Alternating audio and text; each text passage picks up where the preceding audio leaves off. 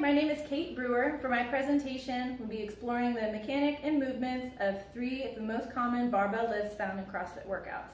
These exercises are used in Olympic weightlifting, powerlifting, and bodybuilding, as well as other weight training methods. The movements covered will include the deadlift, the clean, the snatch, and their variations. My husband Zach is here to demonstrate these movements. He will be using a PVC pipe in place of a barbell so that we don't wear him out too quickly while holding the position shown.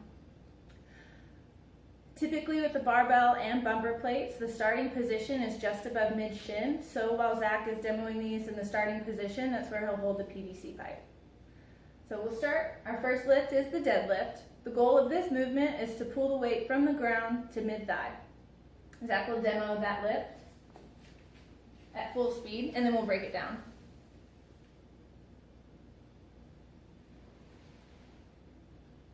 For the setup of this lift, you start with your feet at hip width. The barbell will be just over your midfoot. And you place your hands on the bar at shoulder width in an overhand grip. As the weight gets heavier, a switch or flip grip can be used, but for the purpose of this demonstration, we'll show it just in a standard overhand grip. For the lift, you stand up by pushing through your heels and raising your chest in unison while straightening your legs and lifting or opening your hips. The bar should maintain contact the entire way of the lift. This keeps the bar in a vertical upward motion while you maintain contact, and it keeps from putting any undue pressure on your spine while engaging in this lift. The variations on the deadlift are the sumo deadlift and the stiff leg deadlift. For the sumo deadlift, the mechanics are the same, but the foot and hand placement are different. So for the sumo deadlift, your legs are out wider, your feet are outside of shoulder width, and your hands come into the center in the overhand grip or in the flip grip. So for the sumo deadlift, since your legs are out wider, there's a shorter range of motion, so this lift can often be done with heavier weights since there's not as much space to pull the bar up. The other variation is the stiff leg deadlift.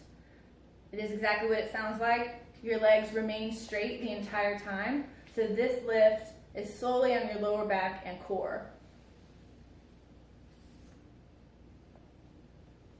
This lift should be done with lighter weights as the stress is on your lower back. You want to keep that protected while strengthening it, so you wouldn't necessarily do your 1 rep max for a deadlift in a stiff leg position. Next, we will cover the clean. The goal of this lift is to bring the barbell from the ground to your shoulders in a front rack position. Zach will demonstrate this lift at full speed. The clean does have a full squat in it versus power clean, which we'll cover at the end.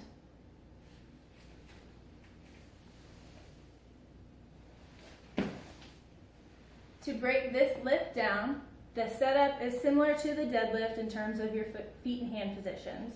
So your feet will be at hip width with your toes turned out slightly. Hands are at shoulder width in an overhand grip. Now for the clean, we'll introduce the hook grip.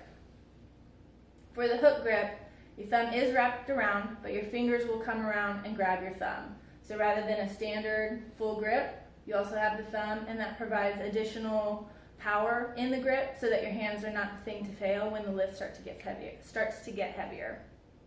So the starting position from the clean, you have your feet and your shoulders.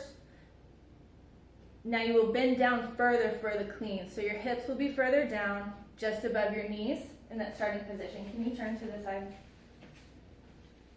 And show. So from position 1, his hips will be just above his knees, hands are at shoulder width, and he's in that hook grip position. You can see a neutral spine, and he is looking straight ahead, versus in the deadlift where you're looking down because your chest was angled further down.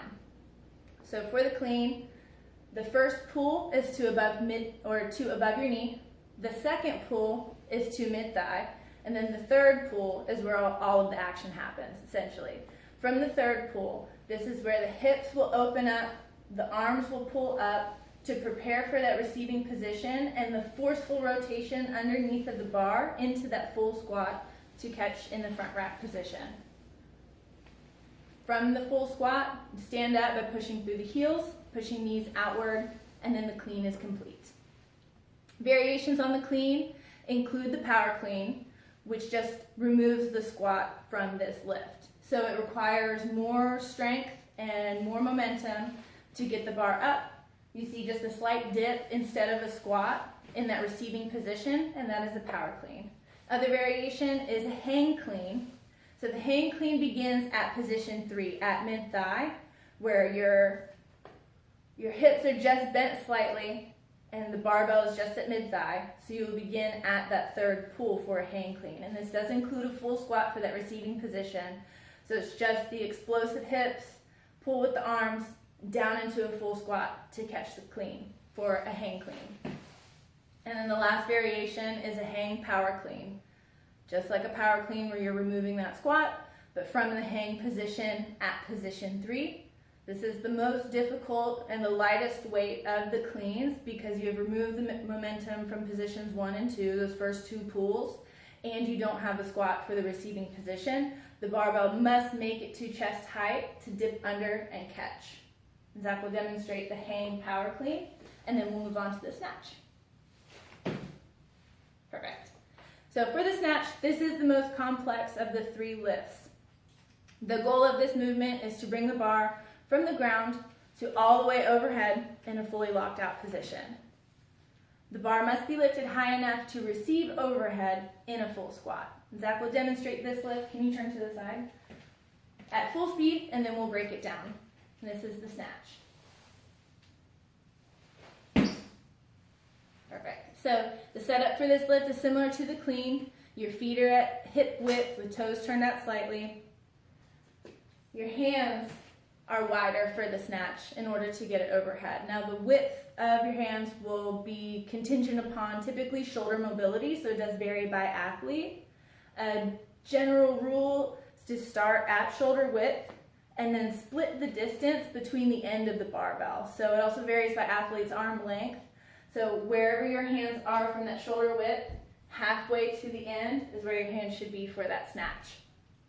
So from the setup in that first position where your feet are at hip width, toes turned out slightly, because your arms are wider, it will require an even deeper hip hinge. So Zach will bend down to where his hips are just above his knees, his shins will come over the bar, and his shoulders will be completely over the bar as well.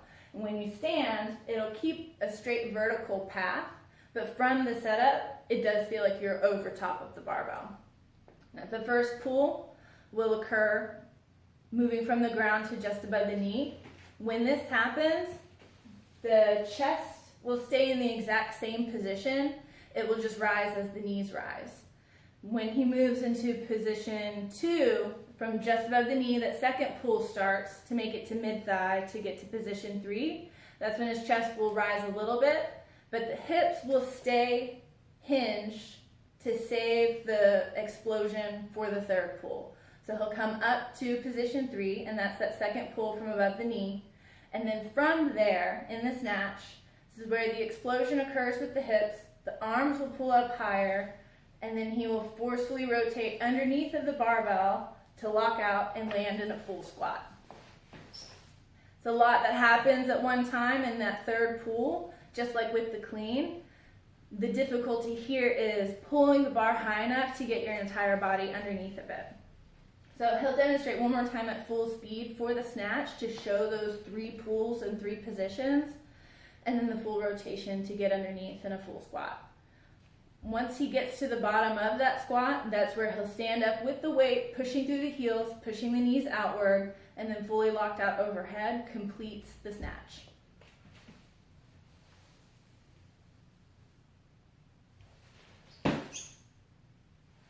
Variations on the snatch include the power snatch, the hang snatch, and the hang power snatch. Very similar to the clean.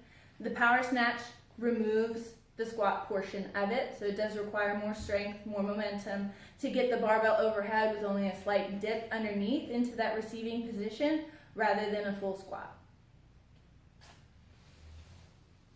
Can you show a full snatch, not the hang snatch? I'm sorry, a power snatch, not the hang snatch?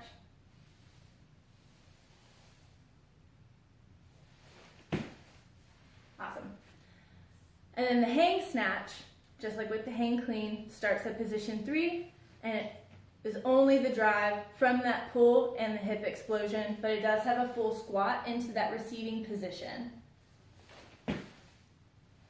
And then lastly, the hang power snatch, most difficult of the 3 variations because you have so many limitations on the movement in order to get the barbell completely overhead. So the hang power snatch is from position 3 and has no squat for the receiving position.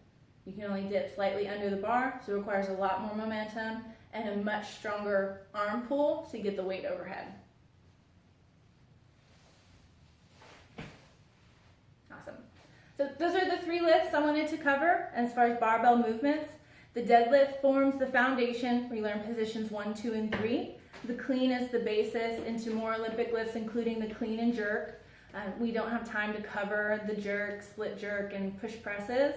But hopefully in the future we'll have time to break those down. And then the snatch is one of the bases of Olympic weightlifting and requires full mobility and the engagement of all the muscles throughout your body. And that's why I wanted to cover that one. Thank you for your time.